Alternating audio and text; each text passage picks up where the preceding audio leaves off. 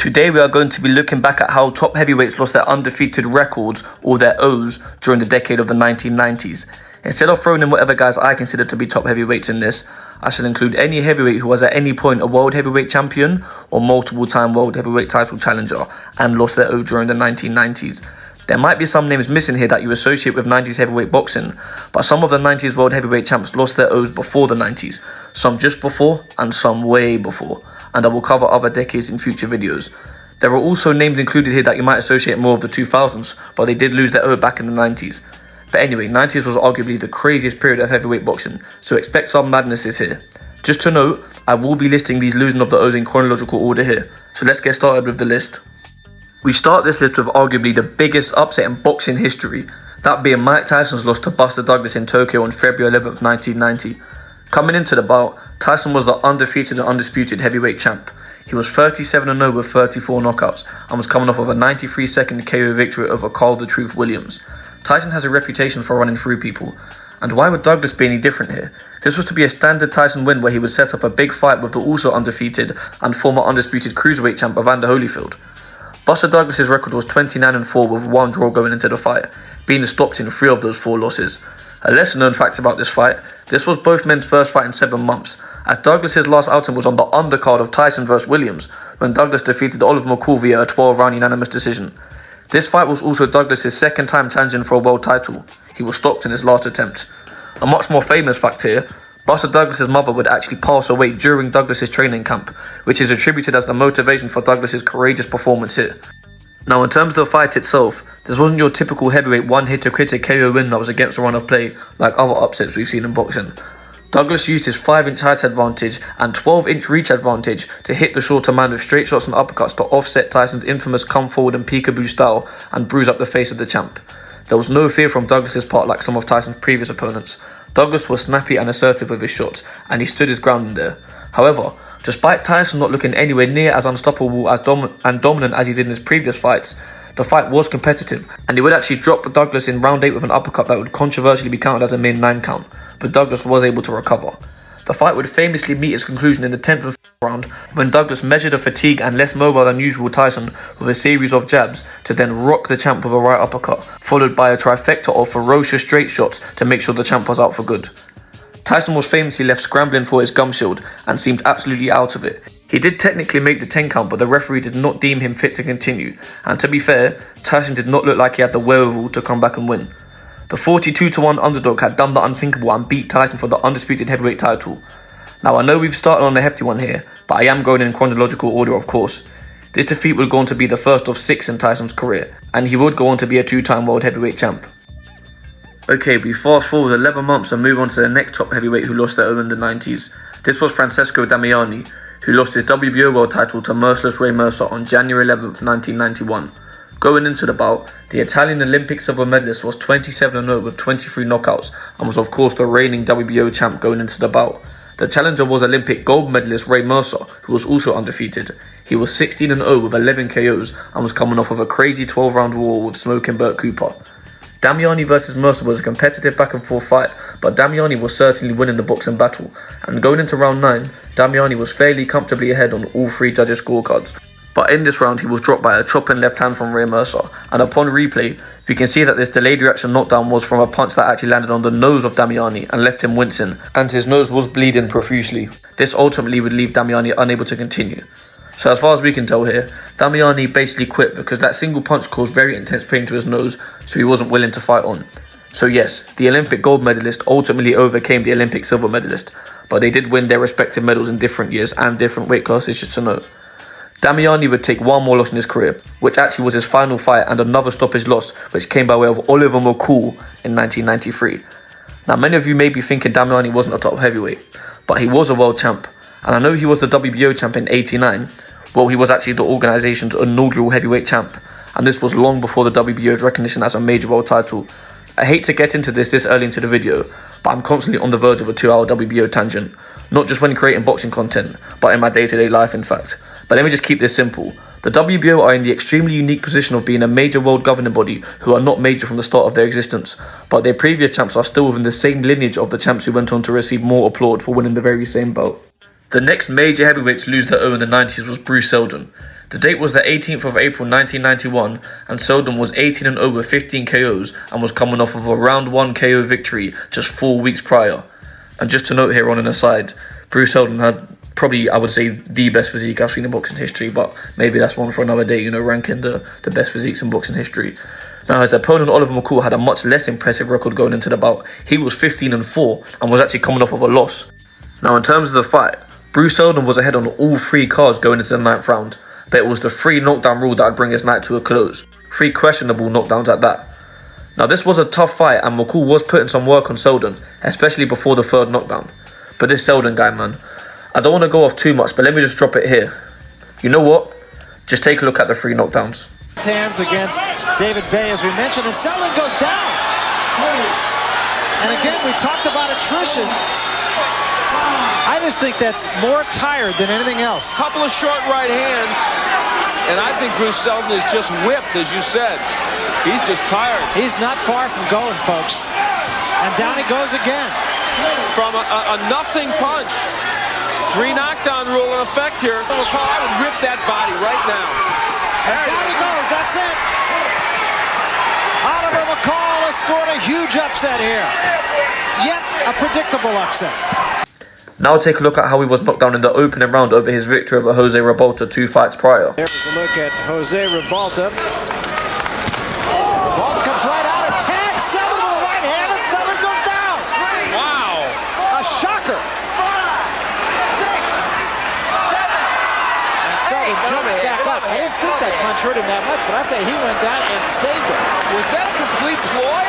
That's bizarre if that's true. And the knockdowns in his 1st round knockout loss to Riddick Bowe straight after the McCall loss. Seldon is down. Right hand. 5, 6, 7. Seldon's winking at us and he jumps right up. Well, shades of Revolta did the same thing. Looked like he was out cold. Jumped up fresh as a daisy. At the count of 4, he looked over and winked. But, and he's down a 2nd time. If he's in great shape, he'll be able to get up and recover from this. But it doesn't look like it. He doesn't. Look, man, make of that what you will, especially those of you who think Seldon's loss to Tyson was fixed, but I'll save that for another video. But yeah, ultimately Seldon's loss to McCall would be the 1st of 8 in his career, and 7 of those came by knockout. 4 years after Seldon's first loss, he would win the vacant WBA world title and would make 1 defense of the world title.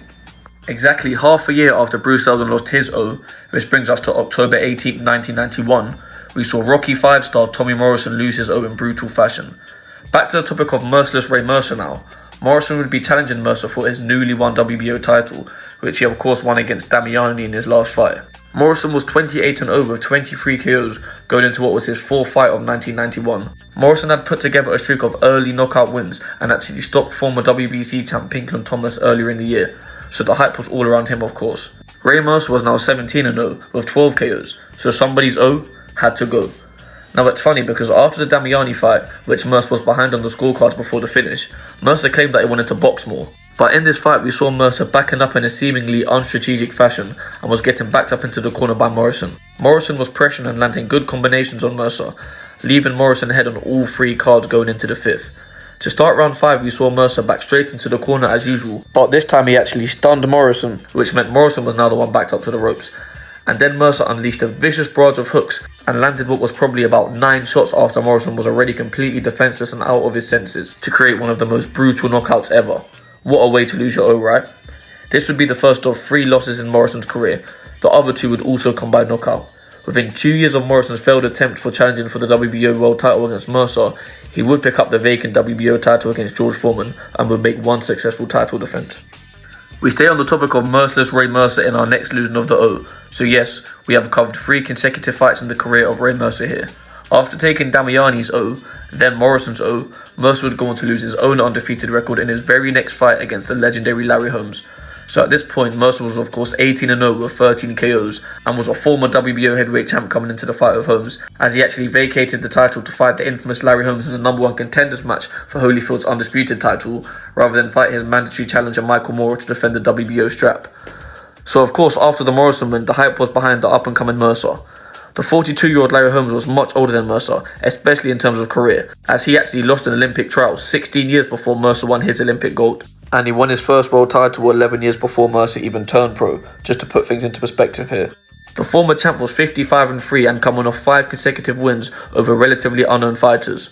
Before these 5 wins came 3 consecutive losses, his back-to-back close 15-round decision losses to Michael Spinks and his KO loss to Mike Tyson. These 3 losses served to be Holmes' only fights within a 6-year period, so Holmes hadn't beat anyone of note for over 7 years coming into this fight. Now, I thought I'd give all of that context because it makes this great fight even greater to watch. The people want to see a Michael Moore and a Ray Mercer fight other than a Larry Holmes fight, because Larry Holmes has had his time. The fight definitely was competitive, and Mercer was putting the pressure on and was throwing his usual big shots, but Holmes was in total control in there, man. I don't want to give a whole play-by-play rundown of Holmes' performance, because after this video, I want you guys to grab a cup of chai and some biscuits and go and watch this fight in its entirety, because it's such an entertaining fight, I'm telling you guys.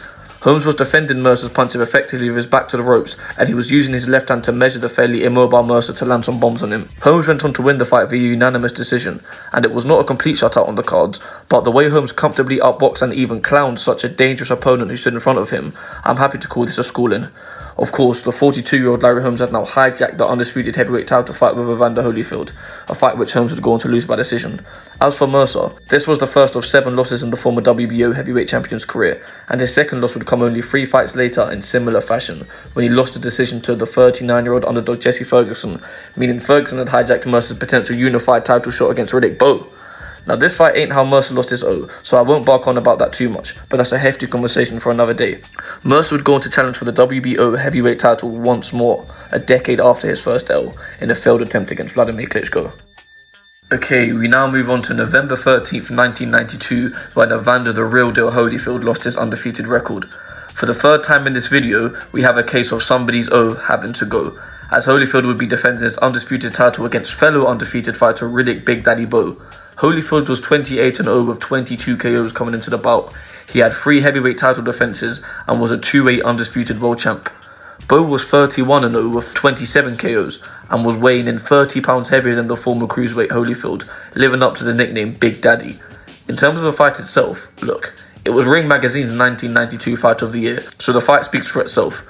Both men were happy to engage in a back-and-forth firefight, trading power shots at close range for the duration of the fight, and the much larger Riddick Bowe was able to land the more telling punches in these exchanges for the most part, even scoring a knockdown in round 11, and went on to pick up the unanimous decision victory. So yes, Holyfield lost his O in what was a back-and-forth war that won Fight of the Year, and lost his undisputed title in the process. Although Holyfield was the man who beat Tyson, some might say he had this loss coming to him. Out of his 3 title defences to that point, 2 of them were super competitive fights against guys in their 40s, and the other was against the objectively undeserved challenger Byrd Cooper.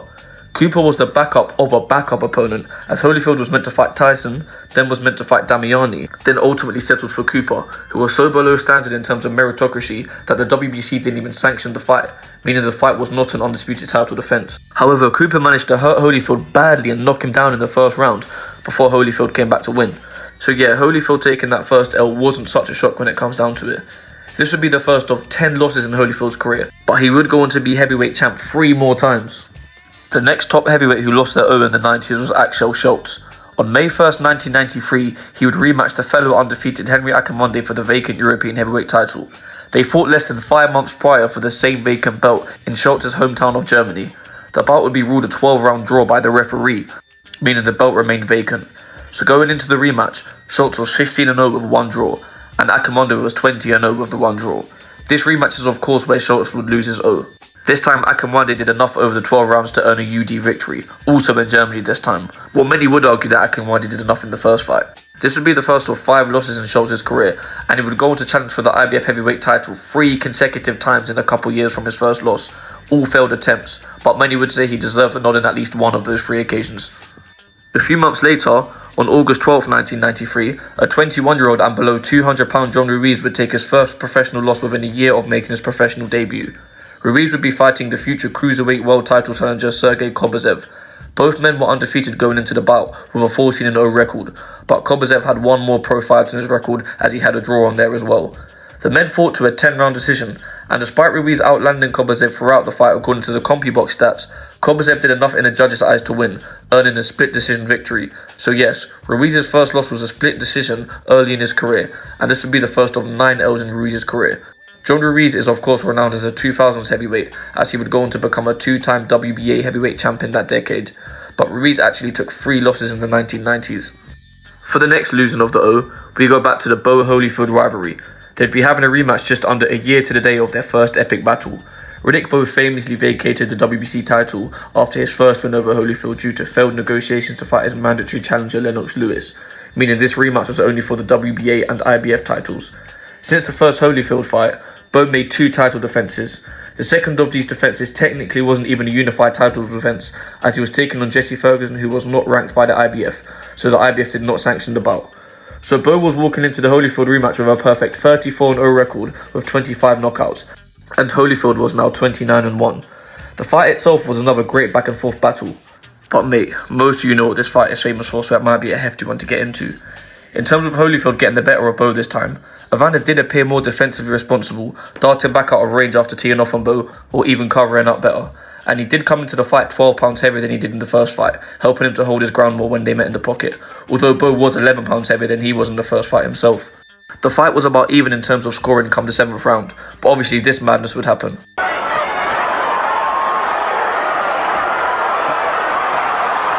Someone is and somebody in a parachute has just landed on the edge of the ring, has been pulled away by security guards. The fight has been brought to a halt. There's a massive melee at ringside as this fellow with a motorized parachute has landed right on top of spectators and officials at ringside. He's in the midst of a mass of security guards now. Here's what was happening in the ring at the time that the parachutist landed. You'll see, there he is, entering at the left side. And you see people backing away and trying to avoid the capsule and the motorized contraption attached to it. I'm not being funny. What the fuck is going on? In terms of what it done to the fight, it caused a 21-minute pause in the action until round 7 was resumed. The fight was taking place outdoors in November, so obviously it was quite cold and it would have been hard to stay warm, and Bowe did seem somewhat cold once the action finally resumed, and the break seemed to have benefited Holyfield more as he was outpointing Bowe with his activity, but Bowe did come on strong and get back into it after the 8th round, and the two men continued to go back and forth, leaving the scorecards very even at the end of the fight. Look, it was a very close fight, so any of you who have seen it, comment down below what you scored it, but ultimately, Holyfield would get the nod via majority decision. Riddick Bowe actually outlanded Holyfield by 100 punches according to the CompuBox stats, but of course the judges do not see these stats, and Holyfield did enough to get the win on 2 of the 3 judges' scorecards. One by 7 rounds to 5, one by 6 rounds to 5, with the 7th round, the round of the incident, being even on that particular card, and the other one of course being 6-6. This fight was definitely closer than the first, with Bowe not being able to hurt Holyfield as much in this fight. But yeah, ultimately Riddick Bowe lost his O to the same man whose O he took a year prior. Pause. In what was a closely fought and great fight. And a fight in which a man parachuted into the ring to disrupt the fight. And also a fight in which the two men could not stop punching each other after the bell after a multitude of rounds, including the last round. Those were some great exchanges actually. And a left hand for Holyfield. And they swing after the bell. And look at this. And Bowe comes back with a hard right. And again they fight beyond the bell. And an uppercut. And another flurry to end the round by Evander Holyfield. And again, Lane has to keep them apart. The fight of the year.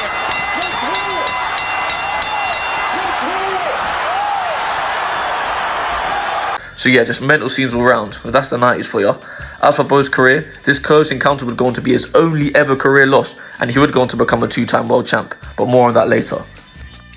We move on over to 1994 now, and the first heavyweight boxer of note to lose their O this year was the South African Corrie Sanders, and much like John Ruiz, Sanders is a man who's more famous for his fights that would come in the 2000s. But on May 21st, 1994, Sanders was 23-0 with 17 KOs coming into his fight with the 12-1 Nate Tubbs. Midway through the second round, Nate Tubbs landed one big right hand that sent Corrie Sanders falling to the canvas, and this would be the punch that lost Corrie Sanders his O, as he failed to make the 10 count, and he did appear to be quite out of it after flopping headfirst to the canvas. So yes, he lost his O by being knocked out in round 2. This would be the first of 4 losses in Corrie Sanders' career. All of these losses came by way of knockout. Sanders went on to be known for his rivalry with the Klitschko brothers. He stopped Wladimir Klitschko to become the WBO World Heavyweight Champion in 2003. Sanders then vacated the WBO belt, and his next fight would come over a year later against Vitaly Klitschko for the vacant WBC title, and Vitaly Klitschko would knock Corrie Sanders out to avenge his younger brother. Alright, next up we have a big one, the first professional loss of Lennox Lewis, which came on September 24th, 1994 against Oliver the Atomic Ball McCall. This is going to be a hefty one again, but the context is super important for this loss in particular. Lennox Lewis was the reigning WBC champion, but he was not as well regarded by the fans as he went on to be later in his career. Lewis's KO victory over Razor Roddick on Halloween night in 1992 was supposed to guarantee him an undisputed title shot against the winner of the first fight between Bowe and Holyfield, which took place a fortnight after. Bowe obviously went on to beat Holyfield for the undisputed title and then vacated the WBC title after his team failed to negotiate terms with Lewis's team that suited Bowe's financial demands.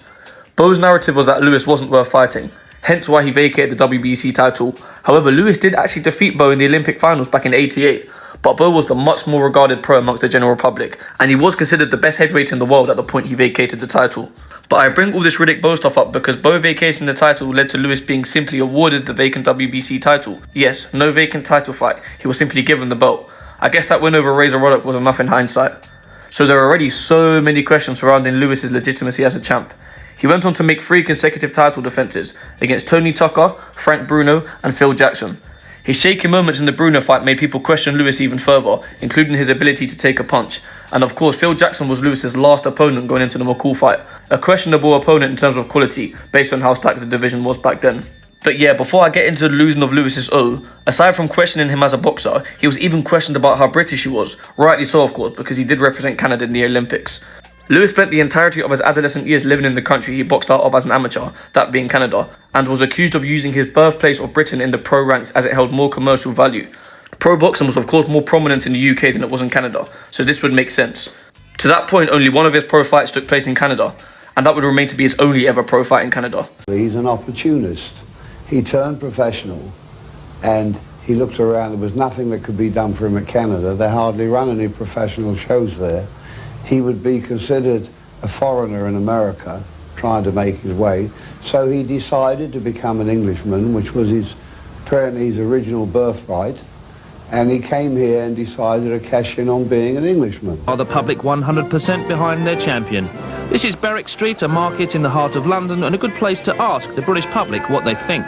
He's not really been brought up in this country, and he's a Canadian. It's difficult to describe him as British as he spent so much time abroad in Canada. Lennox Lewis, just, in my eyes, he's just going where the money's going, and he ain't doing nothing for England at all. He initially worked very hard in England to try and win over the British public when he was climbing the steps, but now he's got there, all of a sudden it's a different kettle of fish. We don't see him over here. When awarded the vacant title, Lennox Lewis became the first Brit to win the World Heavyweight title since Bob Fitzsimmons back in the 1890s. But the resentment from British fans came to the forefront when we saw many British fans rally behind the proverbial real Brit Frank Bruno when the two fought on British soil back in 1993. But I just bring this all up to galvanise the all-round critique surrounding Lewis going into his first fight with McCall. But Lennox's main selling point was the narrative that Riddick Bowe had ducked him. Enough with the games, mate. You're messing with the Grand Master. Now going into the fight, Lewis was of course the WBC champ, 25-0 with 21 KOs, coming off of those 3 aforementioned title defences. Oliver McCall now was the WBC number 1 contender, and he had a much more humble record of 24 wins and 5 losses. McCall was on a 5-fight win streak since he lost to Tony Tucker in '92. Francesco Damiani was the only win of any note in those 5 fights from McCall. Both men were actually the same age but had different career paths. McCall was much older in pro years. He made his pro debut back in 1985 and took his first pro loss this very same year. But Lewis didn't even turn pro until '89, as he of course competed in the '88 Olympics and went on to win the gold medal at super heavy. So yeah, despite all of those questions around Lennox Lewis as a champ, Lewis was certainly the favourite against McCall here. Lewis looked calm and composed before the fight would commence, and Oliver McCall looked really tense, seeming to be pumping himself up. This wouldn't be the first time we saw McCall display abnormal body language while sharing a ring with Lennox Lewis, but we're focused on their first fight between each other here. So yeah, in round 1 we can see from the off that McCall was no pushover. Both men had a good output for the opening round of a heavyweight bout. McCall was looking to land power shots as he came forward, and also to catch Lewis with a counter as Lewis threw power shots of his own. And Lewis was of course throwing more jabs. To start round 2, Lewis stepped on the gas early to back up McCall, and not much was coming back from McCall as he would happily back up and land one huge counter right on the over-eager Lennox Lewis about 15 seconds into the round. Lewis went down hard but miraculously did manage to get up for the 10 count, but he was stumbling forward into the ref and seemed to not have his wits about him, leaving the ref with no choice but to stop the fight, and Lewis did protest the stoppage afterwards. But the punch that put Lewis down was clean, and look at the way his leg folded. Let's just say we've definitely seen worse stoppages in boxing. So yeah, McCall upset Applecart and became the new WBC World Heavyweight Champion, and Lewis had lost his O by way of a round 2 knockout.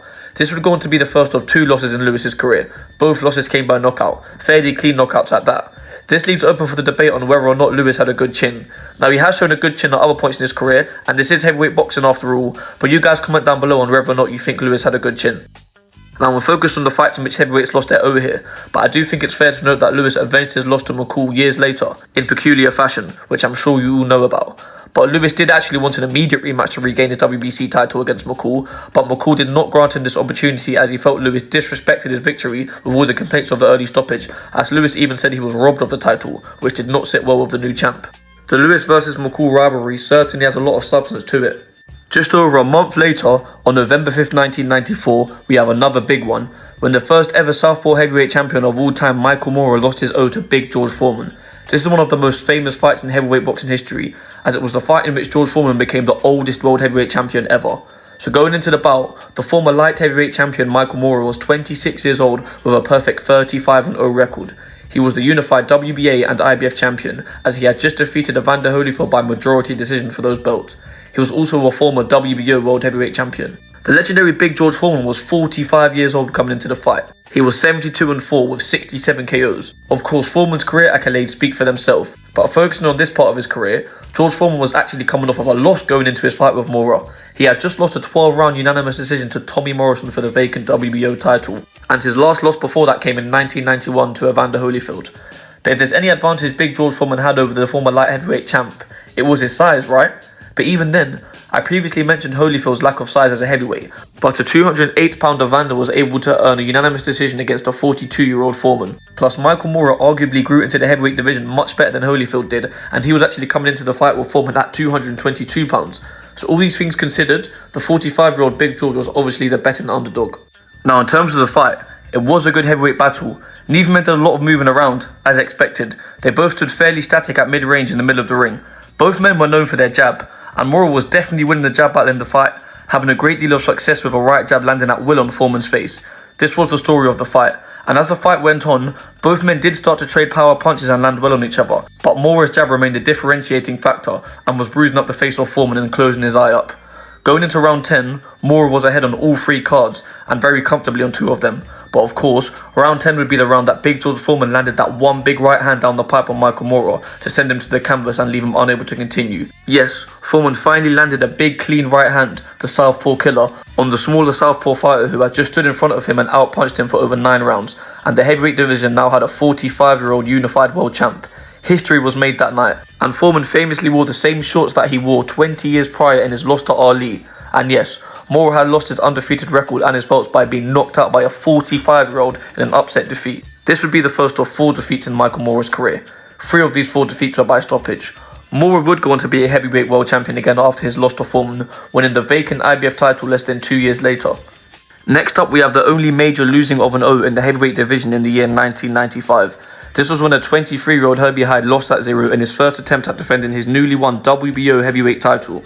The British Herbie Hide was 26-0 with 25 KOs, and all of his fights at that point had taken place in European soil. Hide had just picked up that WBO title by stopping Michael Bent in London. It's funny because the British-American Michael Bent won that belt on US soil and was the first to bring that belt to Britain when he lost it to Herbie Hide at the Den in Millwall. But in Hyde's first defense since winning the belt, he would be bringing the belt back to America, and this was of course Hyde's first time fighting in the States. He would be taking on a former undisputed heavyweight champion Riddick Bowe, who was now 35-1 and was coming off of a victory over Larry Donald. Now the main story coming into this fight was the size discrepancy, with Big Daddy Bowe weighing in at 241 pounds, and Herbie the Dancing Destroyer Hide was weighing in at a mere 214. But it wasn't just the size difference that made Bowe the favourite. Bowe was of course the much more acclaimed pro, and Hyde hadn't even beaten anyone of note other than Michael Bent, so nobody thought Hyde had a chance to start with. In terms of the fight, Throughout the whole of round 1, Hide was light on his feet and completely outworked Bowe, throwing some nice combinations and getting out of the way of anything that might come back from Bowe. The second round was similar, although Bowe did start to try and land some more. The slow start may seem typical of a big man, but Bowe was actually known for having a good output, so Hide comfortably picking up the first 2 rounds was somewhat of a surprise. More of the same continued in round 3, but halfway through the round, Hide would finally seem to have the bigger man bothered with the clean shots he was landing, so he began to step on the gas and engage in a heated exchange, but he would end up getting rocked and put down with a short hook from Bowe. The ref ruled it a slip, but Hide was clearly rocked and wobbled. Hide looked shaky for the rest of the round, and despite his efforts to land big shots on Bowe in his shaken state, he got dropped twice more, which were officially ruled as knockdowns, but he did survive the round. In the corner between rounds, when the doctor was checking if Hide was fit to continue, Hide would give this response. He was in trouble. Doctor's in there as well. Hide is in some trouble. After that, the minute break seemed to do some justice to Hide, as he came out game, putting some work on a less active than usual Bowe, but Bowe would impose his will later on in the round and would drop Hide twice more. So surely round 5 would be the round that Bowe got him out of there, but he did not seem to be too urgent, but he did put Hide down once in the 5th. Bowe dropped Hide again in the 6th round, and now Hide seemed completely out of it to the point where the corner threw the towel in, but the ref would actually deny the towel, so Bowe would have to score a 7th official knockdown on Hide to leave him unable to continue. So ultimately, Herbie Hide lost his O by getting dropped 8 times in a courageous effort against a former undisputed champ. Hyde would go on to regain the WBO heavyweight title a couple years later and made 2 successful title defenses in his second reign. And later on in Hyde's career, he would actually move down to cruiserweight, bringing to the forefront the aforementioned size discrepancy against opponents the stature of Riddick Bowe. Moving on to 1996, the first heavyweight of note to lose their undefeated record in this year was Oleg Maskaev. Within 3 years of making his professional debut, a 6-0 Maskaev was taking a huge step up in competition to face none other than the former WBC heavyweight champion, Oliver McCall, who had just lost the belt to Bruno via a 12-round unanimous decision, so the Atomic Bull was not happy and he was not looking to spare the Russian upstart. Maskaev did have decent amateur credentials, and he did actually do the rare thing of winning an amateur championship after making his pro debut. He won 1 pro fight in 1993, then won gold at the 1994 Asia Games, and would not have a pro fight again until March of 1995. So really and truly, this McCall fight was only taking place within a year of Maskaev's pro career taking off. So taking on a 26-6 veteran in his 7th pro fight, was this a great idea? But this ain't such a good idea, bro. In terms of the fight, McCall started backing up Maskaev from the very start, but Maskaev was the one landing more punches on the pursuing McCall who stood right in front of him. Not much was landed at all from McCall as he pressured forward, but halfway through the round, McCall backed up Maskaev into the corner, landing a good left to the body, urging Maskaev to move off to McCall's right to get out of the corner, but Maskaev would be running straight into a right hook to the chin from McCall. Maskaev looked completely out of it and was unable to respond to the 10 count appropriately. Yes, Oliver McCall had taken another O, and he would walk around the ring in unhinged fashion after his victory. Just to note, the famous rematch with Lewis would come 2 fights later. I'm not going to focus on that in this video because it does not pertain to the loss of an undefeated record, but I just want to point out that there is a history of eerie body language from Oliver McCall leading up to that famous rematch with Lewis. As for Maskaev, yes, he had lost his O by round 1 knockout against a former world champion, only his 7th pro fight. This would be the first of 7 L's in Maskaev's career.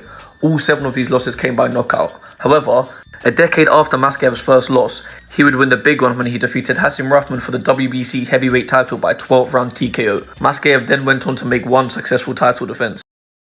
A mere 3 weeks after Maskaev lost his O, on March 15th, 1996, a HBO card took place called the Night of the Young Heavyweights in Atlantic City, New Jersey. This was a triple header of fights between up-and-coming heavyweights, and in order of which fight came first, fans got to see John Ruiz vs David Tua, Shannon Briggs vs Darryl Wilson, and finally, Andrew Golota vs Daniel Nicholson. Now, the lone man on the poster of this card to showcase future heavyweight champs was Shannon Briggs. Yes, all the hype was around the 25-0 Briggs. 20 of Briggs' 25 wins came by knockout, and 15 of these 20 knockouts came in the first round. Briggs' opponent Darryl Wilson was also undefeated. He was 16-0 with 2 draws. Briggs was of course the heavy favourite coming in, and he was notably bigger in physical stature as well. It's fair to say Briggs bought into his own hype as he started out hot, looking to gain his 16th first round knockout. Now, it may appear that Darryl Wilson was rocked early, but I think he was more so overwhelmed, and who wouldn't be by such a frenzied start from Shannon Briggs.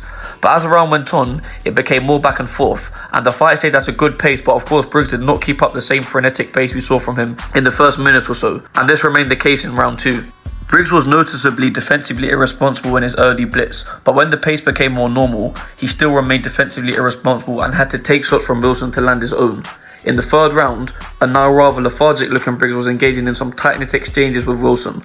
Wilson was certainly getting the better of these exchanges. Wilson was teeing off and even managed to open up a cut above Briggs' eye, which appeared to bother Briggs. Briggs looked uncomfortable and backs up to the ropes. Wilson pursued Briggs with power shots, and a big left hook would send Briggs falling to the canvas, and the bloodied Briggs laid flat on his back, making no attempt to make it up for the 10 count. Now, it was a clean left hook to the chin that Wilson landed, but it's fair to say that fatigue played a larger factor in Briggs' inability to get up. So yes, a 24-year-old Shannon Briggs with a ton of height behind him would lose his O when he blew his wad at a failed attempt at a quick KO, and would ultimately be stopped in round 3. This would be the first of 6 losses in Briggs' career. Fast forward to the year after he took his first loss, 1997, and Briggs won a controversial decision over George Foreman to become lineal heavyweight champ. He would lose the lineal title in his very next fight. And fast forward to the 2000s, Briggs went on to win the WBO heavyweight title, technically making Briggs a 2-time world heavyweight champ. So yeah, as I mentioned, that Briggs vs Wilson fight was on the night of the young heavyweights card, which was headlined by Andrew Golota vs Daniel Nicholson, and Golota would win by stoppage against Nicholson to improve his record to 28-0 with 25 KOs. And just under 4 months later, on July 11th, 96, Golota would be taking up a huge step in competition, facing off against Riddick Bowe, who at that point was the last ever undisputed heavyweight champion and was coming off of his big victory over Evander Holyfield in the rubber match. Seeing as we have returned to the topic of Bowe, let me just add that after winning the WBO world title off the then undefeated Herbie Hide, he then made one successful title defense against the also undefeated Jorge Luis Gonzalez. And Bowe was actually still the WBO champ in his trilogy fight against Holyfield, despite the belt not being on the line. But Bowe was stripped off the WBO title a couple of months before the Golota fight. So no title on the line for Golota vs Bowe, but this was still a huge fight for Andrew Golota to make a name for himself. As for this being a big fight for Bowe, well, Bowe did not take training for this fight seriously, and his justification for this before the fight was that, in his words, Golota is a bum. This reinforced the narrative that Bowe did not have the incentive to train hard for fights in which he was the heavy favourite, like against Larry Donald and Herbie Hide. As a result of Bowe's lack of serious training, he was coming in at a career heaviest 252 pounds. The much more seasoned pro Riddick Bowe was a 12-1 favourite, but the undefeated underdog Golota was no bum, and he was certainly no small man either, weighing in at a lean 243 and was only an inch shorter than the 6'5" Big Daddy Bowe. So when the fight started, Golota proved to be no bum, outworking Bowe in the first round and winning the jab battle, and the same continued in round 2, but when they really started to trade power shots, Bowe got some good work in too, and both men would hurt each other. But in round 3, Golota would go back to outworking him. However, with 40 seconds to go in the round, we saw Golota issued a warning from the ref for a low punch, as he led with a left hand that landed way below the belt. In round 4, the 2-minute exchange on the inside, which is of course where body shots are known to be exchanged. Yeah, body shots. Halfway through the round, Golota would land a 2-hit combo below the belt that would go unnoticed by the ref, and shortly after this, Golota would actually rock Bowe badly with a good shot to the chin. However, with about 30 seconds to go in this round, we saw him warn for one of those flurries of low-digging shots below the belt, and straight after the warning, we saw Golota lead with another left uppercut type shot to the nether regions that led to Golota getting a point deducted by the referee, and Bowe took a couple of minutes to recover before the fight resumed. The 5th was definitely a Golota round, and despite landing more borderline shots, he made it through the round without being warned by the ref. We did see some cheeky after the bell work after the 5th as well. Found himself into most of that fight. A big round for Golota. And just to note, because the story of the fight is clear here, this was a good back and forth heavyweight scrap. The action continued into the 6th round, but towards the end of the 6th, Golota would land another obvious low blow with the left hand to be deducted a second point. This warranted another break for Bowe to recover. In the 7th, Golota got deducted a 3rd point when he landed a right way below the belt in the midst of an exchange, but Bowe would not need a break for this illegal punch. A 3rd point deduction is super rare, as a disqualification often comes after 2 deductions, but towards the end of round 7, Golota landed another low left hand which dropped Bowe, and Golota was finally disqualified. No time for the broadcast team to reflect on the madness in the fight that just happened now, as a crazy brawl ensued when members of Bowe's team went to physically confront Golota. This led to an insane melee that would go on for ages. Let me just show you guys some of this mess. Somebody's going to get hurt in there. Somebody's going to get hurt. And there are more people trying to go in. And so don't do it. Don't do it. Don't do it. Don't do it. They'll stop it. Don't. Get back. Go back where you'll see the tongue. Get on back. My microphone got knocked off my head. Don't do it, son. Don't do There's that. There's danger all over the place here. This is a very desperate situation. Lou Duke is in trouble. Lou Duke is in trouble on the ring mat. They're lifting Duva out of the ring. They're going to cool it out. Duva trying to help his dad out. This is just an awful-looking situation in there. Don't do it. Don't do it. Wait a minute. It'll be okay. George Foreman trying to be the peacemaker. What are you doing? What are you doing, guys? What are you going to accomplish in there? Look. Now the fight has spread off the ring mat. George Foreman doing his best to stop it. Two more guys going into the ring. Duva's being taken out on a gurney right now, and we hope that they can get it through the crowd. And it appears to us that Lou is moving his head. Yes, in fact, he's lifting his head up off the gurney, so he's obviously conscious. That's a very good sign. If you follow boxing, you know that Lou has had coronary difficulties within the past year. People who are jumping on top of people at ringside and beating people with chairs. Larry, what do you see down there?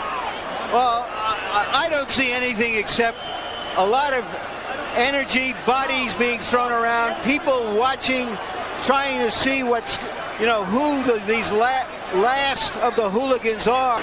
Now we're told that Riddick Bowe is still a part of that crowd down there, and they're trying to escort Bowe to the locker room, and they've gotten him into the tunnel area.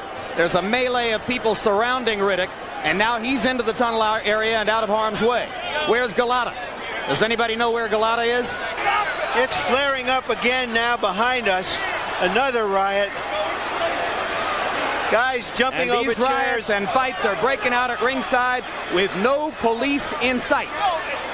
Impossible to imagine what's going to be done to restore order here. I can't speak. So yeah, Golota's 74-year-old trainer Lou Duva winds up getting stretchered out. Golota himself was injured by a member of Team Bowe, and many of the fans who got involved with the brawling went on to be arrested. Boy, 90s heavyweight boxing was crazy, wasn't it? So yeah, that's a hefty one. But ultimately, Golota lost his O in a fight where he was getting the better of the best heavyweight in the world, but he could not help himself from going low, so he got disqualified. And his low punching of Riddick Bowe would result in an absolute riot. What a way to lose your O, right? Might even be the craziest on this list so far, despite the other madnesses that took place when the others lost their O. Now look, I've spent enough time on this, and although his O was already lost, it's important to note that Bowe and Golota had an immediate rematch, and Golota would be disqualified for a low blow again, believe it or not. Crazy, right? Coming off the back of 2 consecutive DQ losses, Golota got the chance to fight Lennox Lewis for the WBC title, a fight in which Golota would be knocked out in round 1. Ultimately, Golota took 9 career losses, and he was a 4-time world heavyweight title challenger. He actually had a shot at the WBC, IBF, WBA and WBO titles all separately in that particular order, the 3 latter of the 4 coming as consecutive failed attempts at the world title several years after his loss to Lewis. The last of his failed world title attempts came by way of round 1 knockout, much like the first. Alright, enough about Andrew Golota now, and Riddick Bowe as well for that matter. We move on to the 9th of November 1996, when Francois Botha challenged Michael Moorer for the IBF heavyweight title. Francois Botha was 35-0 with 22 KOs, but he did have a no contest on his record, which was actually his very last fight before taking on Moorer. Francois Botha defeated Axel Schulz via split decision for the vacant IBF title, but Botha failed the post-fight drug test, so his win was overruled to a no contest, and the IBF title remained vacant. The steroid Botha tested positive for was nandrolone, and he and his team claimed this to be prescribed by a doctor for an arm injury. Half a year after the Botha vs Schulz no contest, Schulz got another shot at the vacant IBF title against Michael Moorer this time. Michael Moorer would go on to win this fight by split decision to become the new IBF heavyweight champ, and within 5 months, Moorer was making his first defence against Francois Botha. So from Botha's perspective, his IBF title was overruled to a no contest for a failed drug test, and his very next fight would be a shot for that very same belt precisely 11 months later. Coming into the fight, Moorer was 37-1 and was a 4-time world champion with a far better resume than Botha. When it came to the fight itself though, Botha was very competitive in there. The two men went back and forth in what was a competitive heavyweight scrap. Moorer definitely hurt Botha more, but Botha was getting good work and picked up some rounds, but Botha was tiring out as the fight went on, and Moorer remained more consistent. Going into round 11, 2 judges had Moorer up, and the other judge had Botha up. But round 11 was the round where Botha's fatigue would come to the forefront, however, and Michael Moorer would drop him with 30 seconds to go in the round, and then drops him again with literally a second to go in the round, which left Botha completely spent. Referee Mills Lane gave Botha the benefit of the doubt to continue, as that minute break after the round can do a fighter justice. Unfortunately, this would not be the case for Botha, as Moorer would jump on a weathered Botha at the very start of the final round, so Mills Lane stopped the fight and Michael Moorer remained the IBF heavyweight champion. So Francois Botha lost his O by a 12th round TKO in a courageous effort against a top level heavyweight. This would be the first of 11 losses in Botha's career, and he went on to have 2 more failed attempts at the World Heavyweight Championship. Moving on to 1997, we remain on the topic of Michael Moorer. His very next fight after beating Botha in fact came against another undefeated opponent in Vaughn Bean. Vaughn Bean was 27-0 with 21 KOs coming into his IBF title shot against O.M.E. Bean was relatively unknown however, as he had not beat any opponent of note throughout his 27 pro bouts. All of his opponents were journeymen, most of which had losing records. Furthermore, going into his scheduled 12-round championship fight, the 23-year-old Bean had never gone past the 7th round in his career. So of course, all these things considered, Moorer was the heavy betting favourite going into the bout. Moorer also promised a short fight, and after making a meal of it against the then unknown Francois Botha, surely he ought to have been getting Vaughn Bean out of there in quicker fashion to prove a point. In terms of the fight, Bean had a good competitive start in the first few rounds. He was getting close to Michael Moorer and managed to score some points with some short hooks, mainly to the body. He was also cagey enough to get out of the way of any big shots coming back from Moorer. However, the narrative from the broadcast team was more about the lack of performance from Michael Moorer early on and how he should be getting this unknown opponent out of there early. Michael Moorer was also taking a bollocking from his coach Teddy Atlas in the corner between every round, including after the very first round. The fight did not become much different going into the second half of the fight, with Bean getting better of most of the exchanges in similar fashion, with a couple of body shots here and there, followed up by holding or moving away from a return shot. The crowd, the commentary team, and Coach Atlas would continue to express their dismay with Moorer's performance, or lack thereof. So if you're wondering if Moorer had the urgency to step it up after all of Teddy Atlas's speeches between each round, and the crowd being bored, no, the fight remained the same until the end.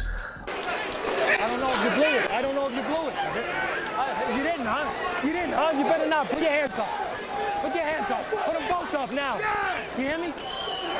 Get them both up. Get them up. You know why that is? Get them both up. Chris Dundee just said, look like a winner. In case you do get a decision going your way, you look like you expect it. Always look like you expect you won. Ultimately, the fight ended up being scored as a majority decision victory for Michael Moorer. Michael Moorer was outworked by Bean for basically the whole fight. But in Bean's case, it was evident that he did not have the ability to do any damage on Michael Moorer whatsoever. Of course, Michael Moorer did not seem to try to step on the gas to do any damage himself at all, but I guess the judges saw the punches that Moorer did land as more effective. It sounded like I was describing a Moorer loss here, but we're on the topic of Vaughn Bean losing his O. And aside from the fight being far from a crowd pleaser and all parties involved ending up disappointed at this heavyweight title fight, you can most certainly make a case for the unknown challenger Vaughn Bean winning this fight. Now, I'm not going to give this a whole round for round rundown in terms of scoring, but let me just say I do not blame Bean's team for calling this a robbery. Perhaps if you subscribe to the idea that you really have to take it off the champion to win it, then Bean certainly did not deserve to become the new world heavyweight champ. But that is not part of the scoring criteria. Vehemently complaining about the judge's decision here. What is your main complaint? Jim, I want the world to hear this. 3-4 weeks ago, I approached the Nevada Commission as a gentleman and complained to them about how the press out here, the commission called me in, said my guy, they want to check and see if he really qualified. We don't know if we should let him fight for the title, if he's ready. All this is in the paper.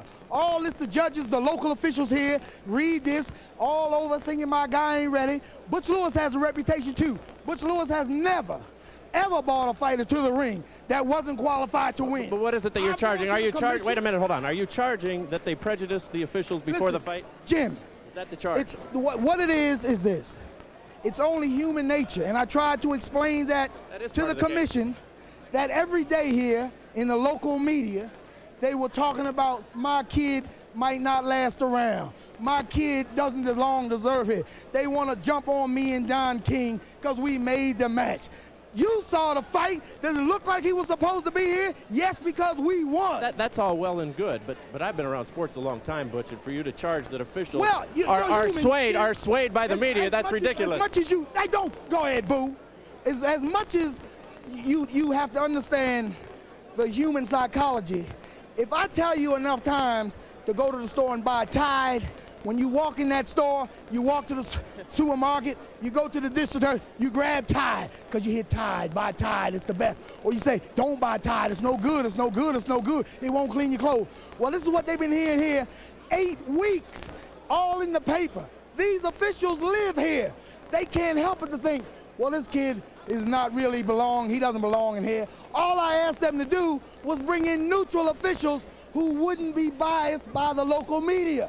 So ultimately, Vaughn Bean lost his O in a very close but rather lackluster fight when he challenged a 3-time world heavyweight champion for his title. Ultimately, this would be the first of 6 career losses in the career of Bean. He was only stopped once, which was by Vladimir Klitschko. Now, Vaughn Bean never actually went on to beat anyone of note throughout his whole career. All of his wins remain to be over journeymen. So you might be wondering how he qualifies as being a top heavyweight and having his own entry on this video, but he did indeed challenge for the world heavyweight title more than once. In 1998, he challenged Holyfield for the unified heavyweight title, and whether or not he deserved this title shot, it was a decent showing from Bean and ultimately more entertaining than his fight with Mora. But the crowd was certainly more into it because this was a Holyfield fight after all. We move on to July 12th, 1997 to the next notable heavyweight who lost their O in the 90s. We take a look at Henry Akinwande tasting his first defeat in his pro career. The English-born Akinwande was 32-0 with 1 draw on his record, that aforementioned controversial draw of Axel Schulz for the European title back in '92. He was also the WBO World Heavyweight Champion with 2 title defences, but vacated it to challenge for Lewis's WBC title here. Akinwande had a decent resume coming into the fight, but Lewis was of course the favourite coming into his first defence of his second WBC title reign. One question that was being asked coming into the fight though was how Lewis would deal with a taller opponent. The 6'5" Lewis was accustomed to dealing with shorter opponents or sometimes opponents of the same height, but Akinwande stood at 6'7", which could create real problems for Lewis. So when the fight took place, could Akinwande's height cause problems? Yes. It caused problems for any viewer expecting a good fight, as Akinwande used his long arm to continuously tie Lewis up. There were so many instances that Akinwande would get in close and initiate a clinch for literally no reason. Akinwande was constantly warned by referee Mills Lane, and Lane was threatening Akinwande's corner with disqualification if they did not get their man to fight properly. Ultimately, Henry Akinwande would be disqualified in the 5th round for his excessive non-stop clinching. So Henry Akinwande lost his O when he would challenge for the WBC title in the biggest fight of his career, and he clinched his way to a DQ loss with seemingly no real attempt to win the fight. He threw the fight and bored the fans in the process. This would be the first of 4 career losses for Akinwande, and he would never challenge for a world title again. He was scheduled to fight Holyfield for the unified title in '98, but he had to pull out when he tested positive for hepatitis B. Akinwande's second career loss was his only knockout loss, and you'll never guess who that was against. It's a tough call after everything they've been through. Good right hand. First from Akinwande, then McCall had an answer, and he's got him! He's got him in the corner there, that might be it! A very exhausted Akinwande is decked in that corner, and he will not get up. He will not make it. He is counted out. Henry Akinwande is knocked out in the last round. That is a wonderful win for Oliver McCall. The man who was in tears, led sobbing away from Lennox Lewis, is in tears of joy now. And how is Henry Akinwande knocked out for the first time in his professional life? We fast forward a year and a half in advance and take a look at a 22-year-old Wladimir Klitschko losing his undefeated record on December 5th, 1998 against Ross Purity. Wladimir was 24-0 with 21 KOs. However, he was just about 2 years into his pro career and hadn't beat any heavyweights of note to that point. His opponent Ross Purity had 9 years of experience in the pro game, but he had a humble record of 24-13 with 1 draw. A bunch of those losses on Purity's record were against a good quality of opponent, with some future world champs in there, and the 1 draw was against former WBO heavyweight champ Tommy Morrison. If it's worth anything, despite not being on a win streak, Purity's last 9 wins were by knockout. But of course, Wladimir Klitschko was the undefeated prospect here, so he was the favourite. In the fight, a young 225-pound Klitschko was active with his jab and prolific with all punches for that matter. He was throwing many combinations, mixing it up to the head and body, and putting on a much more exciting fight than the performances he'd been known to put on in years to come. Klitschko was definitely dominating, but he never really seemed to hurt Purity significantly, and Purity was in the fight, throwing some shots back. Purity was standing sturdy and had a high guard. Klitschko was able to break through the high guard of Purity at times to pop his head back with some hard shots to hype up the Ukrainian crowd, and of course landed some thudding body shots as well. But again, Purity took them well for the most part. Klitschko did actually have a hairy moment in round 8 when Purity caught him with a left hook that seemed to have him wobbled, but Wladimir recovered and continued to entertain the crowd with his combos and activity. This was until the later stages of round 10 however. Purity was able to back up Klitschko to the ropes and wobble him with a straight right and then a right uppercut to score a knockdown, and Purity would pursue Vlad until putting him down again at the end of the 10th. So the round was over when Klitschko made the count. But unfortunately for Wladimir, the rest did not do him much justice in terms of recovery, as Purity jumped on him at the start of round 11 and was wobbling a dazed and lethargic looking Klitschko, to the point that Klitschko's trainer Fritz Dudek ran into the ring to stop his young fighter from taking any more punishment. So Wladimir Klitschko lost his O at 22 years old when he was put on a good show against a veteran pro of journeyman status, but he was caught later in the fight and stopped. Now I wanted to call this loss a straight up chin check, but in this particular instance I think there was a real fatigue factor. Despite him trying to maintain his activity in round 10, he looked a lot slower and his high pace probably tired him out and reduced his wherewithal to be able to recover from Purity's shots. Or actually, you could certainly say that Purity only actually pursued Klitschko with those shots in the way he did, as he sensed Klitschko's fatigue. I'm definitely not trying to defend Wladimir's chin here, but I'm just putting light to the fact that his first L was not entirely based on his lack of chin, as this narrative is easy to go by in hindsight judging by the way he was rocked by a single punch in his losses to both Sanders and Brewster in the following few years. So yeah, I would say the real chin check came in Klitschko's second loss to Corrie Sanders. Of course, Klitschko went on to be a dominant reigning unified world champion in his career, but he would end on a total of 5 losses, 4 of which came by knockout. We only need to advance 2 weeks into the future to take a look at the next top heavyweight who took their first L in the 1990s. On December 19th, 1998, a 29-0 Hasim Rahman was taken on a 32-1 David Tua, so both men here had good records and a decent resume of opponents, and both had yet to ever challenge for a world title yet. Tua's lone loss was to Ike Biabuchi about a year and a half prior, which was a close and great back and forth 12-round heavyweight fight against a dangerous and also undefeated opponent, so no shame in this loss at all. In terms of the fight itself, Rahman was using his height and reach advantage by effectively jabbing to connect onto his face when they were at range. The active jab kept Tua guessing in terms of his entries inside, because of course, the 5'10" heavyweight in Tua was known to bob and weave his way on the inside to throw short and explosive hooks. However, when the two men did meet on the inside, Rahman was even getting better of these tight net exchanges for the most part, landing hooks on Tua. But I do always find it important to note that Rahman never really hurt Tua or did any damage at any point. But he was of course outpointing Tua and was comfortably ahead on the cards. So things were going well for Rahman, that's until the end of round 9. As the 10-second clapper sounded at the end of round 9, Tua pursued Rahman and backed him up to the ropes. Tua then landed a big left hook just at the end of the bell, followed up with a second one just as the bell started to sound, which is fine, but then he would land a third way after the bell, which left Rahman out on his feet. Just listen. Comes home now with a left, followed by another, and then gets wrecked himself at the close of round number 9. Rahman got hit after the bell, and it stunned him. That was clearly after the bell, and he is hurt.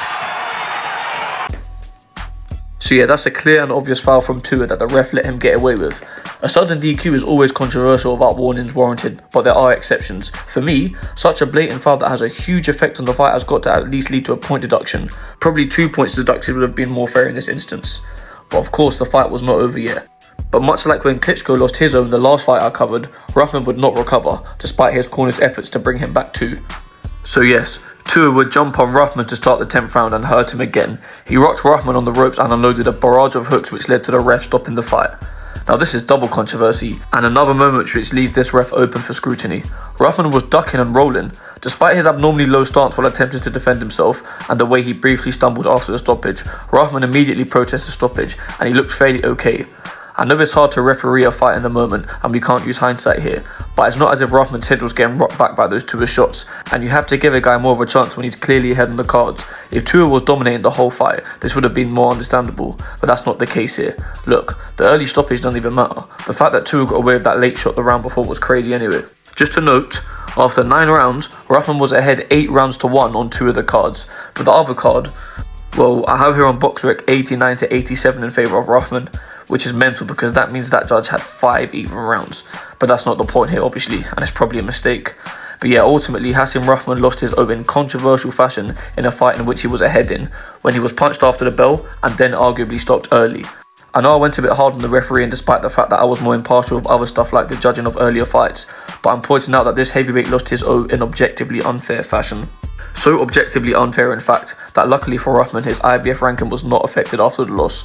Furthermore, he got somewhat of a moral revenge over Tua in their rematch in 2003, when he literally nailed Tua with a counter left hook a good second after the final bell of the fight. To end it in the closing seconds. Justifiably so, as Tua seemingly initiated the continuing of the exchange after the bell. if the incident in the first fight wasn't enough justification. Now this had no effect on the fight scoring, as the referee simply did not count the knockdown, and the fight ended in a split decision draw. So of course, a 10-8 round in the 12th would have earned Rahman the win on the cards, but yeah, as I said, this was more of a moral revenge, as Rahman didn't actually beat Tua, and Tua still to that point had never officially been knocked down. You guys want to know something rather coincidental though? Tua was only officially knocked down once in his pro career, and that was a whole 7 years after his draw with Rahman in the rematch. Tua was knocked down by Monty Barrett in the 12th and final round, and that fight resulted in a draw as well. In terms of Tua though, I briefly mentioned him losing his O to Ibe Ibuchi in a close fight, but I have not given Tua his own entry in this video because he only ever challenged for a world title once throughout his career. Now as for Rahman, before I move on, yes, he lost his O in controversial fashion, but that's the 90s for you. I know this is the late 90s and we're moving on to the dawn of a different era of heavyweights, but 90s heavyweight boxing is 90s heavyweight boxing, literally, and the type of drama seen early in the decade continued throughout to the end of the decade, but they were just less famous accounts. We could even see this on Rahman's very next defeat at the very end of the decade in November 1999. We saw even more craziness in this fight. It's about Rahman has the stamina. Puts Rahman on the floor right next to me. Dr. Dominic Coletto right here with Rahman. There is a battle royal going on out here in the crowd. The doctor is asking The Rock if he knows where he is, and he does. He's answering the questions correctly. He knows the round. He knows the opponent. But he went through the ropes, across the table, onto the floor. And as for Rahman's career achievements, he would of course famously become the unified WBC and IBF champion when he pulled off the upset and knocked out Lennox Lewis. Rahman would actually go on to become a 2-time WBC heavyweight champ when he was upgraded from interim champ in 2005. Rahman would end his career with 9 losses, and his record in his 4 world title fights was 1-2 with 1 draw. So yes, this 2-time world heavyweight champion only ever won 1 world title fight. Now we move on to Chris Byrd, the last heavyweight of note to lose his undefeated record in the decade of the 1990s. Byrd was 26-0 and had some decent wins to his name. He had 14 KOs, so just over a 50% KO rate, which is low for an undefeated and up-and-coming heavyweight, based on the KO records I have covered when talking about other heavyweights in this video of course. But Byrd wasn't your typical heavyweight, or you could say he simply wasn't a heavyweight at all and just competed in the division. He actually competed at middleweight in the 92 Olympics and made his pro debut at 160, but he would move up to heavyweight within his first few pro fights. Crazy, right? Moving from middle straight up to light heavy within a couple of fights seems crazy, let alone heavyweight. Byrd was a slick mover who was light on his feet and employed a brazen hands down style of defense when evading punches of the big heavy hitters who stood in front of him. But of course, his lack of a real heavyweight frame meant he was not the hardest hitter. But one of his notable wins was a stoppage, this coming against Jimmy Thunder. Now Byrd was facing the fellow undefeated Ike Ibuchi, meaning of course, somebody's O has got to go. Now Ibuchi was 19-0 with 14 KOs and was a dangerous and feared heavy hitter. His biggest victory however did come by way of decision in the great 12-round back and forth scrap against David Tua, a fight in which Ibuchi proved he had grit and a decent gas tank despite his big muscular build, and he proved he wasn't just some hyped up KO artist who couldn't go the distance when the going got tough. So yeah, basically Ibuchi was the total package, so this would be a very tough test for Chris Byrd. Of course the weight discrepancy was a factor as well. Byrd was 208 pounds, a blown up middleweight who forced on the weight, against Ibuchi who was 243 pounds, lean. Now in terms of the fight, Byrd was fighting in his usual brazen fashion against his most dangerous opponent to that point, making Ibuchi miss a lot, and throwing back some scoring shots of his own in the midst of his movement and evasions. Ibuchi's speed did allow him to make some connections though. Now round 3 was a very fun round to watch if you like the evasive combinations of Byrd.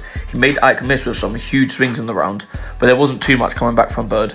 Ibuchi did have some success to the body in the round, and at the end of the round, after many misses, Ibuchi did manage to make some connections with a couple of left hooks to Byrd's chin, filling him with confidence at the end of the round. Ibuchi had some more wild misses early in round 4, but he did get some noticeable damage done on Byrd as we saw a cut appear above Byrd's eye. As the round went on, Ike became more patient in his pursuit of Byrd to try and catch the elusive Byrd, and towards the end of the round this would force Byrd to initiate the action rather than just retreat. Now round 5 was a decent back and forth round with some good exchanges, and we definitely continued to see a more patient Ike, which meant less swinging and missing. With a minute to go in the round, Ibuchi would back up Byrd to the ropes, Ibeabuchi was also patient in this instance, throwing light and throwaway shots to measure Byrd so he can pick the right punch. Byrd was lulled into a full sense of security and exchanged with the power punch with his back to the ropes, and as a result, he ate a huge left hand followed by a right which sent him falling forward to the canvas. And straight after Byrd made the count, a second knockdown was called by Ibeabuchi. After the second knockdown, Ibeabuchi landed a flurry of shots which led to Byrd being stopped on the feet. Now Byrd was certainly hurt badly, and one could argue that his protesting of the stoppage was unwarranted, because he actually protested the first knockdown, which was obviously clean, so this proved him to be quite out of his senses. But ultimately, Byrd was defending himself when Ike was landing the finishing shots. Yes, some clean shots did land on the hands down Byrd after the second knockdown, but he was moving his head and still evading, and Byrd arrived with shots, so the last couple of punches that Ibeabuchi landed weren't too devastating at all. Now, I don't want to be too opinionated and cry early stoppage here. I tried to stay impartial, and all credit to Ike for his great win, of course. But guess the official time of the knockdown? 2 minutes and 59 seconds of round number 5. Yes, there was 1 second to go in the round. Byrd was about to have a whole minute to recover. You gotta give fighters that chance when it's that late in the round, come on. And also, I've tried to stay giving you guys the facts throughout this video, and I don't expect you guys to care about my process of research and what have you, but upon rewatching some of these fights for this video, I stuck through some unbearable commentary in these old fights, and hearing the way Larry Merchant talked about Chris Byrd in this fight made me want to flip the nut. And in the future, we'd see the HBO broadcast team just continue to hit on Chris Byrd, especially Larry Merchant, but yeah, we don't need to go into detail about commentators here because I didn't want to focus on that. So yes, I didn't want to talk about commentator takes in this video, but on the very last fight I'm covering here, I finally snapped. Enough of that now. In terms of Chris Byrd, this was his first of 5 career losses, and he would go on to be a 2-time world heavyweight champion in his career. He made no successful defenses of the WBO title he won in 2000. He won it off Wladimir Klitschko and then lost it to his younger brother Vladimir Klitschko in his very next fight. But Byrd won the vacant IBF title against Holyfield in late 2002, and he went on to make 4 title defenses, making him objectively the best American heavyweight in the decade of the 2000s. As for the man who took Byrd's O, Ibeabuchi, well, Ibeabuchi's win over Byrd is his last ever fight, but Ibeabuchi is definitely a conversation for another day. So I hope you guys enjoyed hearing about how these top heavyweights lost their O in the 1990s. Now I tried to give a bit more light to the fights that had a lot of controversy involved because I think it's fair to, cover the controversy. And I know I spent a lot more time, giving a play-by-play rundown of the more obscure fights. But that's because, let's be honest, I'm just an Omega male who sits on my couch. So if you found my channel and made it this far in the video, it's almost certain that you've seen Holyfield vs Bowe 1, or at least highlights. But as for fights like Vaughn Bean vs Michael Moorer, well, there's a very good chance you haven't seen it. And yeah, I'm sure you guys have all seen content creators much bigger than myself cover the Tyson vs Douglas count controversy in detail, but you won't find too many videos detailing the Tour vs Rahman late punch controversy, hence my more superfluous explanation of the latter. And obviously some fighters were spoken about more because of the amount of O's they have taken. So for instance, I had covered 4 Riddick Bowe fights, the losing of his own O and the 3 O's that he took. And I covered 3 fights of Ray Mercer, Evander Holyfield and Michael Moorer respectively. Now I bring this up because I also included 3 Oliver McCall fights, but he wasn't a heavyweight who lost his O in the 90s. No, he lost it back in the 80s in his second pro fight. But it was the taking of the O's of 3 top heavyweights which made McCall such a talking point in this video. Now only Riddick Bowe equals McCall in terms of handing the first defeat to 3 of the fighters featured in this video, but one of these wins is by DQ on Bowe's part, and that was a fight he was losing against a man who would never go on to become champ. The other win was on points, so there was just the 1 knockout in Bowe's O takings. As for McCall, he knocked out all 3 men whose O he took, and all of these men went to do on their best career work after their loss to McCall, which makes it better, as this veteran with multiple L's himself was in place to lose to these undefeated up-and-comers, but it turned out to not be a smart idea. If I was the promoter of an undefeated up-and-coming heavyweight in the 90s, there's no way I'm putting them up against McCall. He's got a granite chin, he's built like a brick, and the man is unhinged. Now I'm going to do more videos just like this in the future, so I'm about to make this a thing. And yes, I'm going to give Oliver McCall the Reaper reward. Somebody's O must go.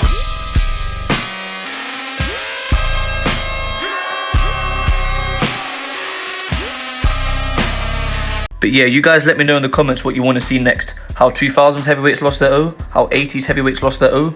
Also, comment what was your favourite of these O losing fights I covered here. And comment any of your other opinions at any length. They will be read. And of course, you have been listening to O.M.E. Boxing.